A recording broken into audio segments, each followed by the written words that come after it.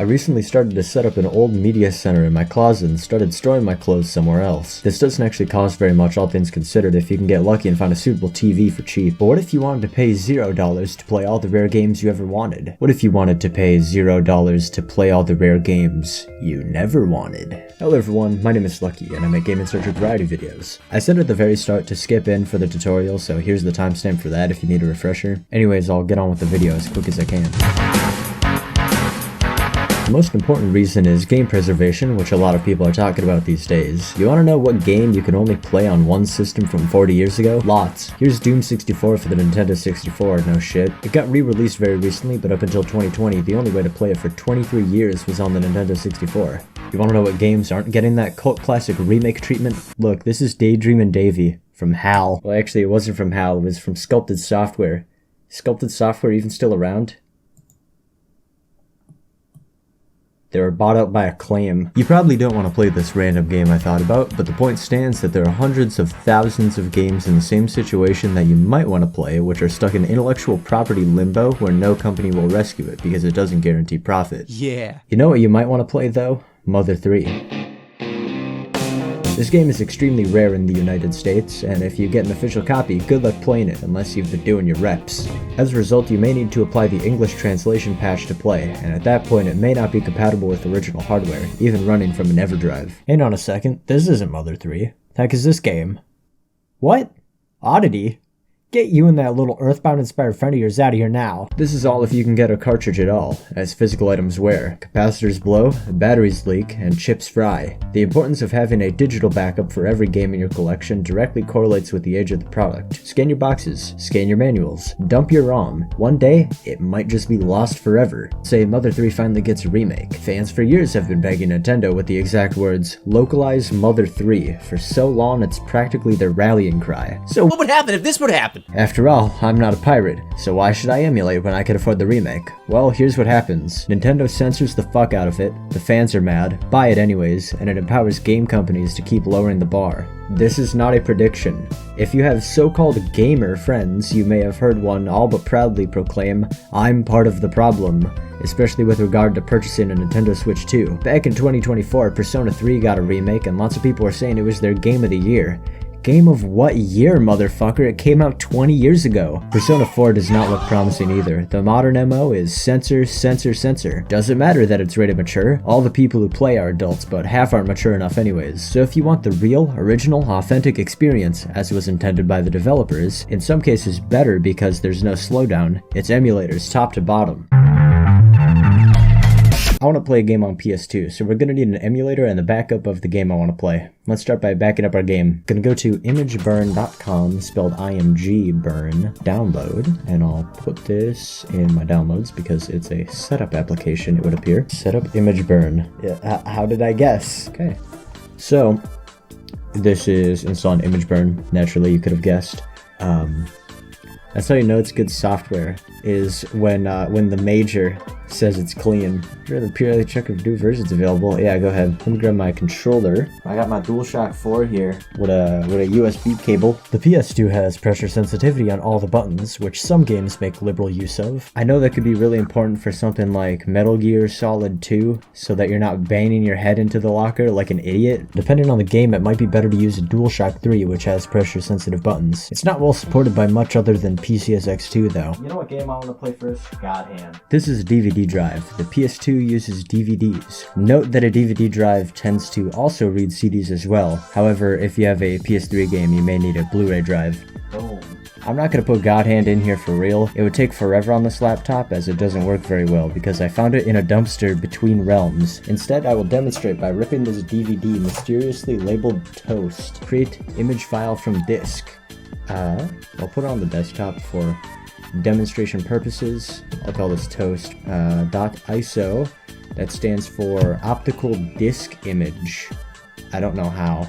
Hit that and we'll just let it go. Oh, it's making some really nice. Oh, Wow, that was fast. This process is called making a backup. You are saving a copy of the disk to your computer in case your physical copy stops working. This might make it sound like you can go download them to play, but you're not supposed to share backups. That is piracy, which is illegal in countries that have dental. Of course, if something goes wrong with your backup and your cartridge explodes, you can go to thesaurus.com, type flood, go to synonyms, and find the mystery word that starts and ends with the same letter. You may now look up your game that you have legal ownership of, followed by the mystery word.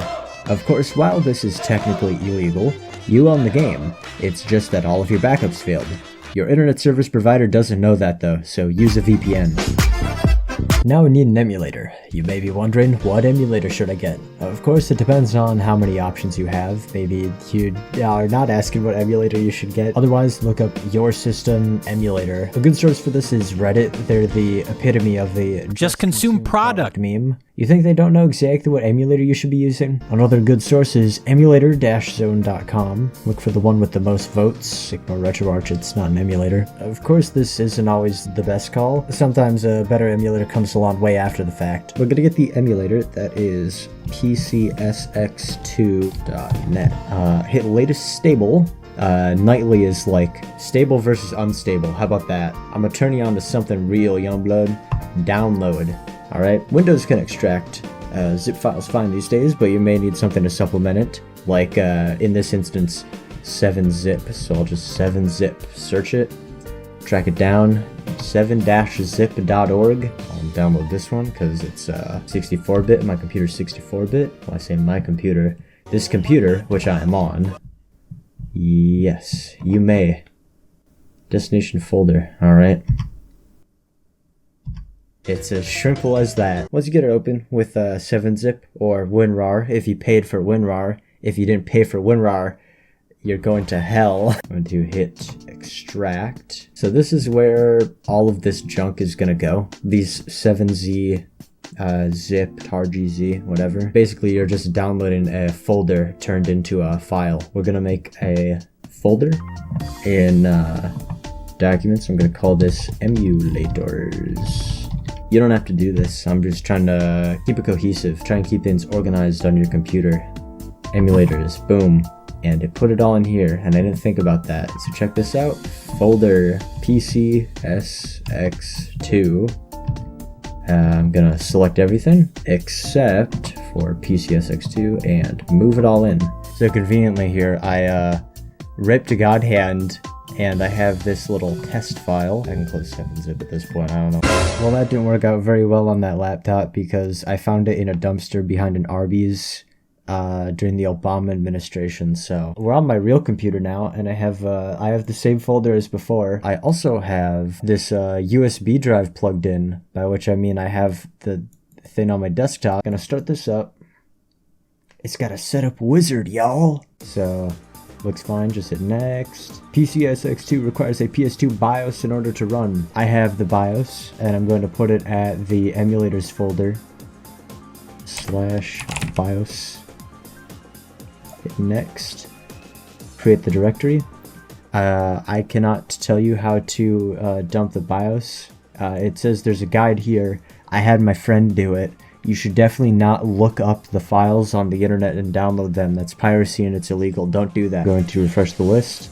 Yeah, so you can see that my BIOS is here. It's number 1 on the list. Please do not ask why there are 3 spaces above it exactly. We're going to add a directory. In here, we're just going to make a new folder, which I'll call ISO. Select. It's going to ask if you want to scan it recursively. That means the folders in the folders in the folders. So I'll say yes.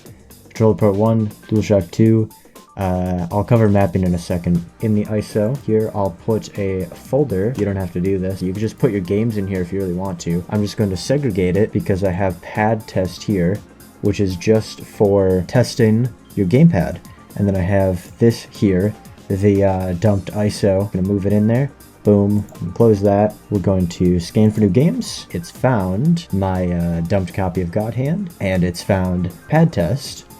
So now we're going to go to controllers. Okay, I paused the recording because I went into way too much detail. Chances are you can plug in your controller and it'll just work. You can try checking and unchecking these boxes to see if it shows up on the list over here, or go into your operating system's joystick settings to see if it shows up at all. If it shows up in the settings but not on the emulator, you can try using a utility like DS4 Windows. Despite the name, it supports a lot of controllers. You tend to need an external program for stuff like Joy-Cons, or if you're a real high-class gamer, the DualShock 3, the best controller ever made, besides of course the keyboard. On the controller setup screen, automatic mapping usually works, but you can test it for yourself by changing a button manually. On the settings screen, you can make and plug in memory cards. I made a memory cards folder. It's the exact same process as the ISO folder. Now I'm making a memory card. One memory card per game is totally acceptable, so I'm gonna make one for 8 megabytes. Drag it to virtually plug it in. Now I have a memory card to save my progress. I start God Hand, no hard mode. Replace the memory card with one that has a completed save. There's hard mode. You could also open a game settings to enable patches like making it run in widescreen and other graphics enhancements for your big gamer monitor.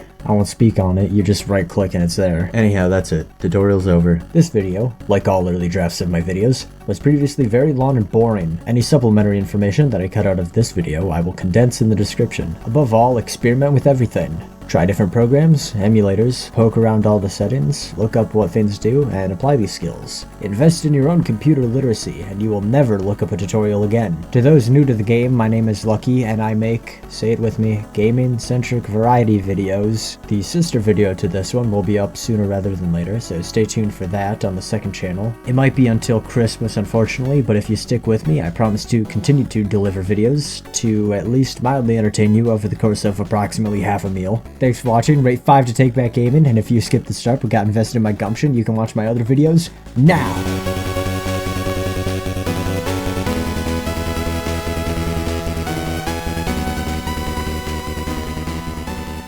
Yo, I heard Deep Rock Galactic got into Fortnite. That's fucked up. If I have to see the scout doing the crip walk, I'm gonna shoot myself at the roof of my mouth.